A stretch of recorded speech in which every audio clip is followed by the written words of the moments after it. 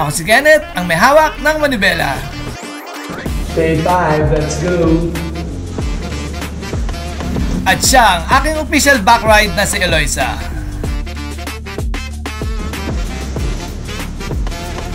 At kasama natin si Hawaw, the Yamaha NMAX. At ito ang aming kwento. Go on. Ready, let's go! Ang original na plano para dun sa day 4 is from Pagudpod. Dadiretso kami ng Apari para mag-lunch, then tutulak na kami pababa hanggang Ilagan City. Bali dumating kami ng Ilagan City ng 4, so hanggang 5:30 naghanap kami ng mga inns pero wala. Kaya nag-decide kami tumulak na ng Kawayan City at napadpad nga kami dito sa Mango Suits. Bali 6:30 na nang dumating kami dito, so 1.8 yung accommodation namin. So far ito yung pinakamahal namin na accommodation for the loop. Bali everyday ganito yung setup namin. Binababa ko yung U-box saka yung bag papunta sa room sa pinag-i-stay na namin. Then ikakabit ko ulit bago umalis. Bali dyan sa U-box nakalagay yung mga electronics namin at mga cameras at mga easy to access na gamit namin na pwede namin kunin agad along the way. Then dyan sa ilalim ng upuan, dyan nakalagay yung mga toiletries namin, mga sleepers, mga extra clothes. Then ganun din yung sa bag. Doon sa harap naman nakalagay yung bag na medyo malaki. Yun yung mga extra gamit namin na. Intercom muna tayo. Intercom. So bali may gamit din kami intercom, so malaking bagay sa amin yun para hindi na kami nagsisigawan at puro ha sa biyahe. Intercom connected. Hello. Hello. Lalagay ko muna doon. Hoy, naririnig mo ba ako? Hal. Oh. Lakasan mo. Oh. Lakasan mo. Hello. Ano? Hello. Ayun. Ano gagawin ko? Lalagay ko muna doon? Hindi. Diyan ka na. Ako na. So for today, 7 AM tayo nag-take off for this day 5. So ang target natin destination is marating natin yung Tibo Tidal Pool sa Kasiguran, Aurora. Bali tatahak tayo ng 219 kilometers mula dito sa Kawayan, Isabela hanggang marating natin yung Tibo Tidal Pool ng Kasiguran, Aurora. Parang init today. No? Am I dreaming?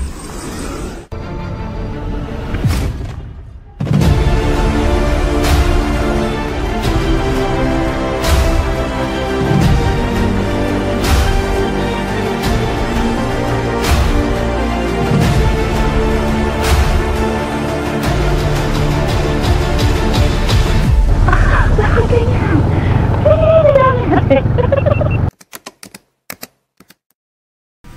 7:20 ng umaga nang marating namin yung bayan ng Alicia. Grabe yung mga enforcer dito. Talagang makikita mo na nag-i-enjoy sila sa ginagawa nila. Pagkatapos nun, narating na rin namin yung bayan ng Etiague. Masarap dito sa bayan ng Etiague yung pansit kabagan nila. Dapat i-try nyo rin yan. Ilang saglit pa ay mararating na natin ang tulay ng Dalibunbon. Itong tulay na to ang nag-uugnay sa bayan ng Etiague patungo sa bayan ng Jones. Sa ilalim ng tulay na to dumadaloy ang Cagayan River. I want you to come over. I wish that you would come and give me something to prove. Won't you pull me closer? I think that I'm obsessed with everything that you do. I'm waiting, trying to be patient. You look like a painting. It's so frustrating. I hate it, yeah. I probably shouldn't say this. I probably should erase it. I probably shouldn't say this. I wanna be with you. If that's the last thing that I could do, I wanna be with you. If that's the last thing that I could do, call me a fan. I'm living, give me your hand. I'm in it, yeah. I wanna be with you. If that's the last thing that I could do.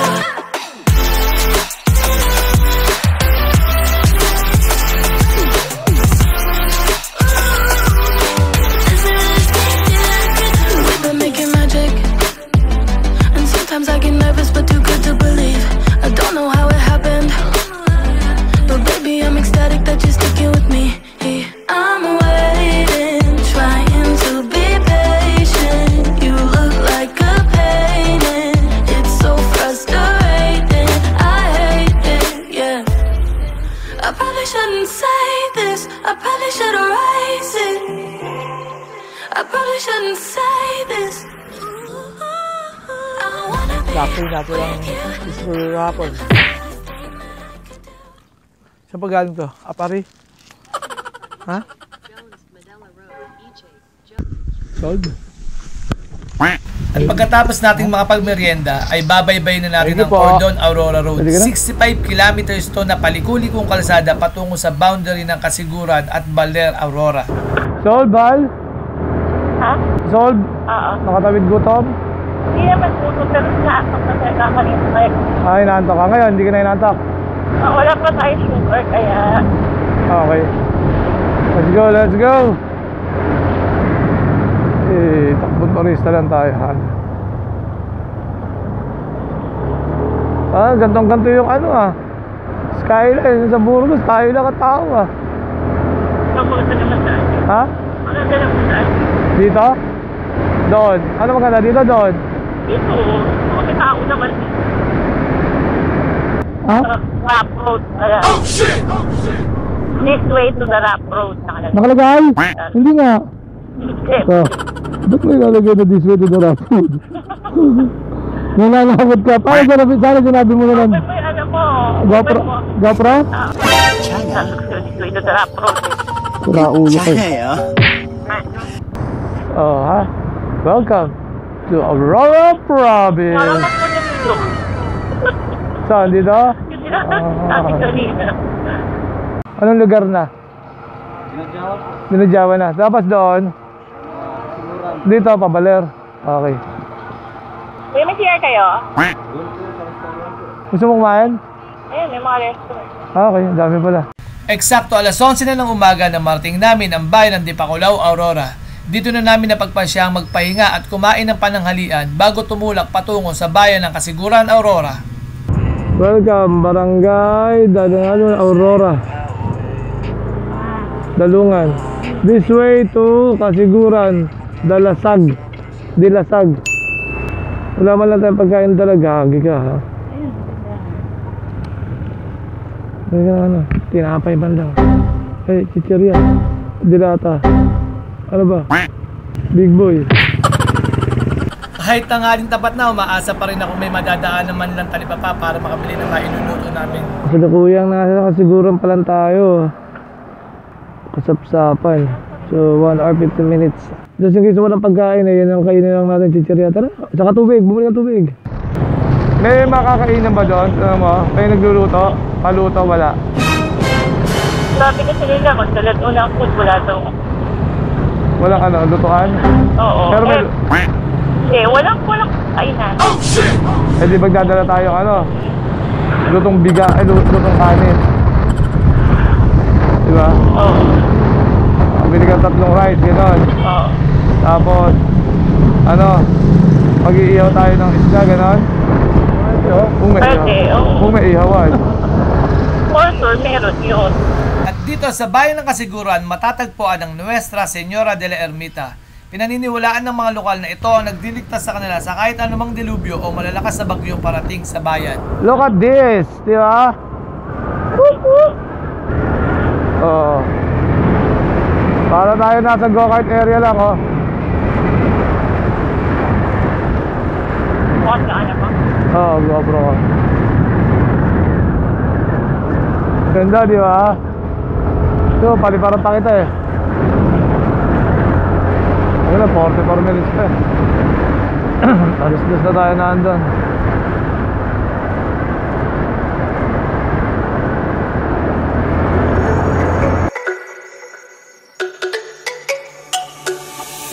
Let me go, there's no doubt. Gotta get out of this small town. You took my heart from me.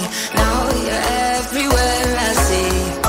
Set me free, let me fly. Let me find new kinds of highs. We're just wasting here, waiting for another year. Ayun, bibig sila. We both know the score. We've been here once before. So many words unspoken. You took my Taka na. it's already broken. Hindi lang nalim po. Ano? Next right daw eh. Turn, next right. Wala na. May kalsadang diretso. Pero dito tayo dadaan. Kanan.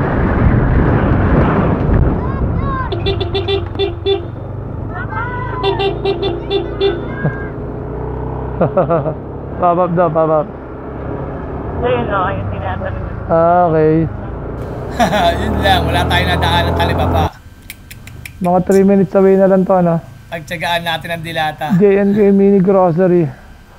May refilling station din ng tubig. Open hanggang alas 6 ng hapon. Ay, bukas mo yung bag, ay yung box. Andun yung ano, yung, dito, Metrobank na bag.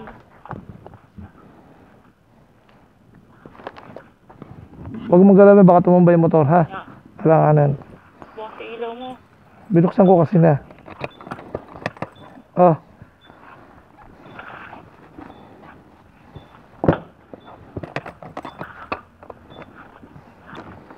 May usok na tayo.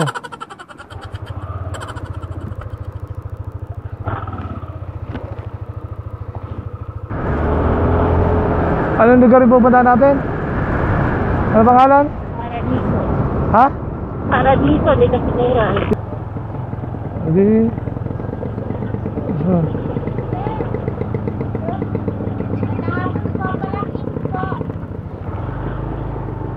Ano ba? Log in. Saka meron pong entrance, 10 pesos po. Bali, 2.20. Opo. Isang pangalan na lang po.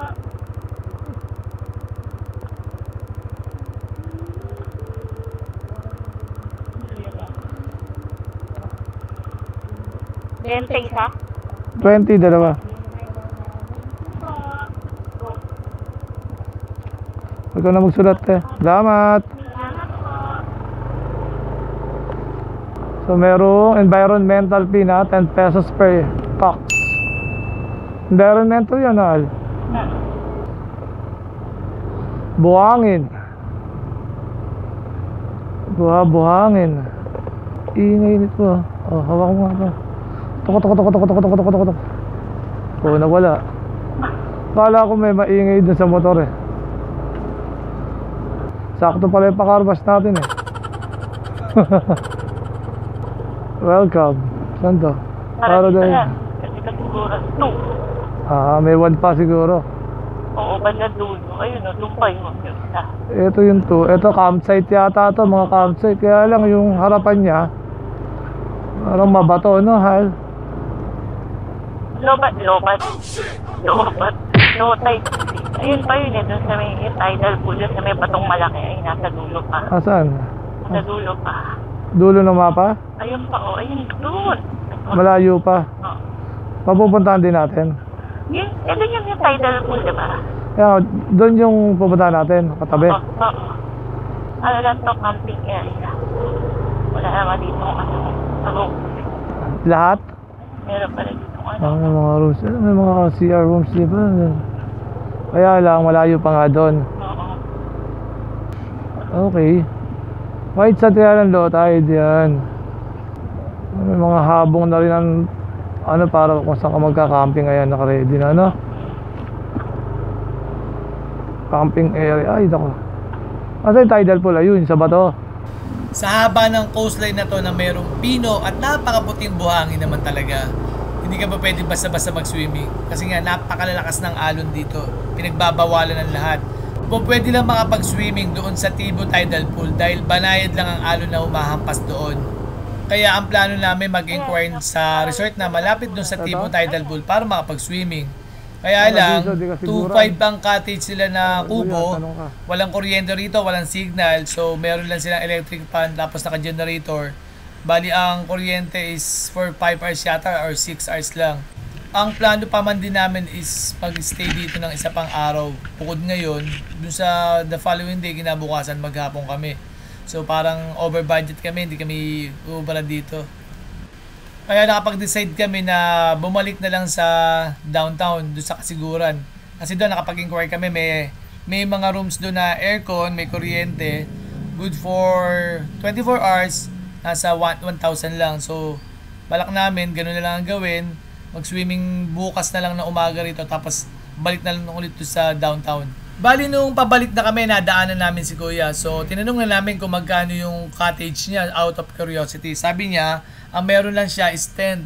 So, 400 ang tent. So, sabi ko naman sa kanya, wala kaming dalang tent eh. Sabi niya, no, kasama na sa 400 yung tent. Bali, 50 pesos additional lang per head ang entrance. So, ikakabit na nila yung tent, tatayo na nila at lahat-lahat sila mag-assemble sa mapipili naming spot na gusto namin. At dahil sanay naman din talaga kami matulog sa tent, tapos napakaayos naman kausap nila kuya, yung resort kami lang mag-i-stay, magdamag. Wala kaming katabi, walang kasamang iba. So, literal na kami lang. Saka, napakagang sa feeling ng lugar. Alam mo yung aura na good vibes siya. So, kaya nakapag-deal na kami kila kuya. So, bali, ang total cost namin for the overnight stay is 500 pesos. Tapos, in-offer ni kuya na pwede rin naman kami magpasaing sa kanila. Just in case gusto rin namin na magpasaing, lapit lang kami dun sa bahay nila para iabot yung bigas na daldala namin. And one more thing, wala talagang signal dito. Globe or Smart, kahit anong network, wala talagang signal dito. Ang meron lang sila dito is yung piso wifi na may Starlink. So far meron naman yung katabing resort. Pwede kang mag-avail ng piso wifi nila doon. On a new adventure.